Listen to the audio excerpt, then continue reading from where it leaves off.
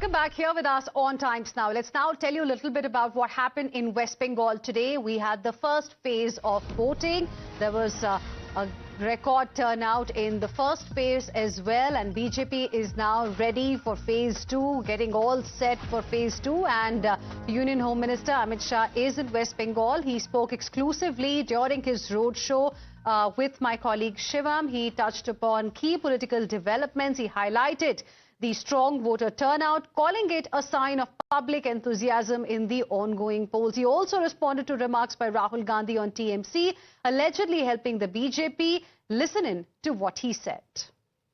Home Minister of our country, Mr. Amit Shah. Sir, thank you so much Times Now से बात करने के लिए. आज जिस तरह से भीड़ यहाँ आई है, ऐसी ही कुछ भीड़ पोल बूथ पर भी दिखी है आज. 90% से ऊपर रिकॉर्ड. कैसे देखते हैं इस वोटर टर्नआउट? देखिए, बहुत समय के बाद, लगभग 50 साल के बाद कम्युनिस्ट और तृणमूल के गुंडों के भय से मुक्त होकर बंगाल की जनता मतदान कर रही है. मैं मानता हूं कि भय से निकलकर मोदी जी के भरोसे की ओर बंगाल की जनता जा रही है. इसका ही उत्साह है. एसआईआर का क्या रोल देखते हैं? क्योंकि जो एक्स्ट्रा वोटर थे वो कट गए तो परसेंटेज ऑलरेडी बढ़ गया. क्या एसआईआर भी बढ़ा है, मगर फिर भी इन एनी केस 80% से ज्यादा वोटर. सर, ममता बनर्जी का भी यह कहना है कि पहले पड़ाव में पता लग गया है कि उनको दोबारा आ ही रही हैं वो पार्टी में, और वो दिल्ली से भाजपा को हटाना चाहती हैं. कैसे देखते हैं इस बयान को? चलो, तो डेमोक्रेसी में सबको अधिकार होता है. 5 तारीख तक खुश रह ले, मुझे कोई आपत्ति नहीं. आपने डेमोक्रेसी की बात करी. सर, कांग्रेस एक और पार्टी है जो दिख नहीं रही है बंगाल में. आज कांग्रेस के एक लीडर बोल रहे हैं कि जो लड़ाई बंगाल में है वो टीएमसी और बीजेपी के बीच में है. तो कैसे देखते हैं इन बयानों को? नहीं, राहुल गांधी जी के इस बयान से मैं सहमत है.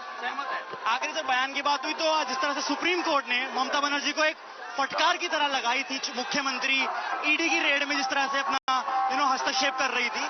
क्या देखते हैं, क्या ये वाकई में संवैधानिक जांच केंद्र एजेंसियों का ऐसा होना चाहिए? स्वाभाविक रूप से सुप्रीम कोर्ट की टिप्पणी बहुत गंभीर है और ममता जी की कार्य पद्धति को उजागर करने वाली. आखिरी सवाल सर, आपके लिए इस चुनाव में या भाजपा के लिए इस चुनाव में सबसे बड़ी कोई चुनौती जो रही हो, जो आपको लगा हो कि आपने ओवरकम कर ली है आज का वोटर देखे और इस हुजूम को देखे? देखिए, हम धैर्यपूर्वक 3 चुनाव से काम कर रहे हैं. 16 में हमने संगठन बनाने की शुरुआत की.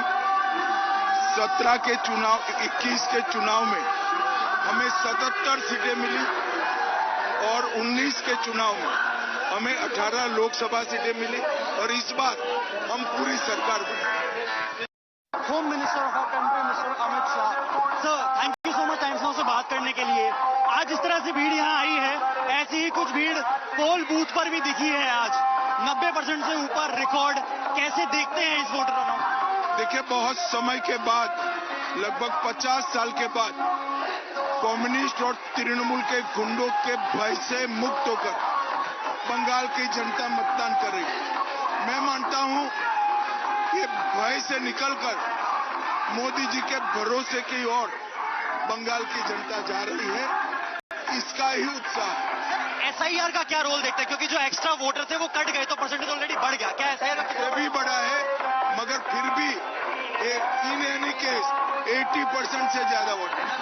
सर, ममता बनर्जी का भी यह कहना है कि पहले पड़ाव में पता लग गया है कि उनको दोबारा आ ही रही हैं वो पार्टी में, और वो दिल्ली से भाजपा को हटाना चाहती हैं. कैसे देखते हैं इस बयान को? चलो, तो डेमोक्रेसी में सबको अधिकार होता है. 5 तारीख तक खुश रह ले, मुझे कोई आपत्ति नहीं. आपने डेमोक्रेसी की बात करी. सर, कांग्रेस एक और पार्टी है जो दिख नहीं रही है बंगाल में. आज कांग्रेस के एक लीडर बोल रहे हैं कि जो लड़ाई बंगाल में है वो टीएमसी और बीजेपी के बीच में है. तो कैसे देखते हैं इन बयानों को? नहीं, राहुल गांधी जी के इस बयान से मैं सहमत है. आखिरी सर, बयान की बात हुई तो जिस तरह से सुप्रीम कोर्ट ने ममता बनर्जी को एक फटकार की तरह लगाई थी, मुख्यमंत्री ईडी की रेड में जिस तरह से अपना हस्तक्षेप कर रही थी.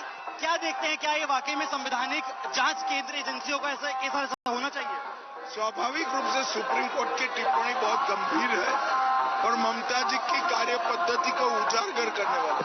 आखिरी सवाल सर, आपके लिए इस चुनाव में या भाजपा के लिए इस चुनाव में सबसे बड़ी कोई चुनौती जो रही हो, जो आपको लगा हो कि आपने ओवरकम कर ली है आज का वोटर देखे और इस हुजूम को देखे? देखिए, हम धैर्यपूर्वक 3 चुनाव से काम कर रहे हैं। 16 में हमने संगठन बनाने की शुरुआत की। 17 के चुनाव, 21 के चुनाव में हमें 77 सीटें मिली और 19 के चुनाव में हमें 18 लोकसभा सीटें मिली और इस बार हम पूरी सरकार बनाएंगे।